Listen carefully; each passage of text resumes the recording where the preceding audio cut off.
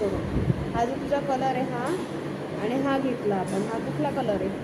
Chrome yellow आहे, बरोबर.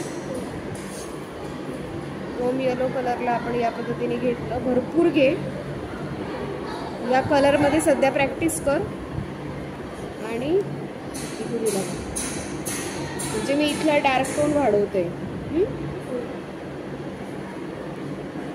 नवीन colour आहे कोणाकडे आत्ता? नवीन किंवा जुने पण आहेत का? हे बाई इथे दिला. पोस्टर तर नको आहे, पोस्टरने नकोच.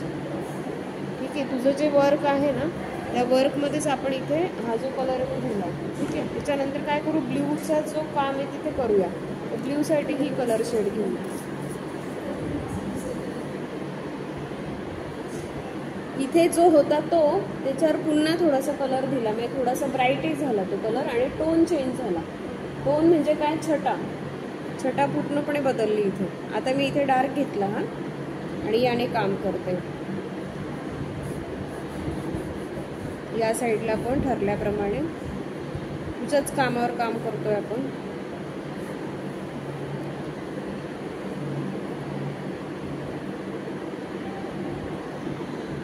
एकदम मी लाईट का नाही राहू दिलं, कारण व्यक्तिचित्रामध्ये म्हणजे स्वरणचित्रामध्ये व्यक्ती असतात ना, तर महत्त्व कोणाला असतो?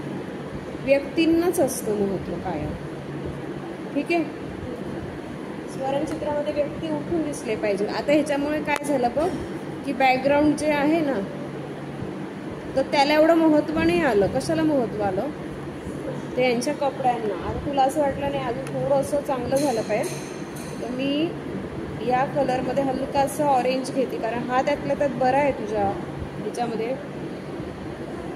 त्याची शेड थोडीशी डार्क जी आहे ती ऑरेंज असते. येलोची डार्क शेड कुठली झाली? ऑरेंज.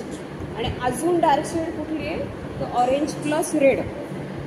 हां, त्याने सुद्धा आपलं जे काम आहे ते छान दिसू शकतं. याच पद्धतीने मी तुला स्किनवर काम करून दाखवतो.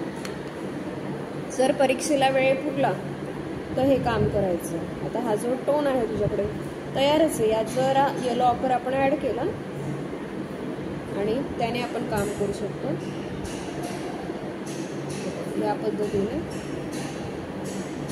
तो दिसताना ओला असताना थोडासा डार्क दिसतो बरं का. कुठला पण कलर बघतो, ओला असताना कसं दिसतो? हलकासा डार्क दिसतो.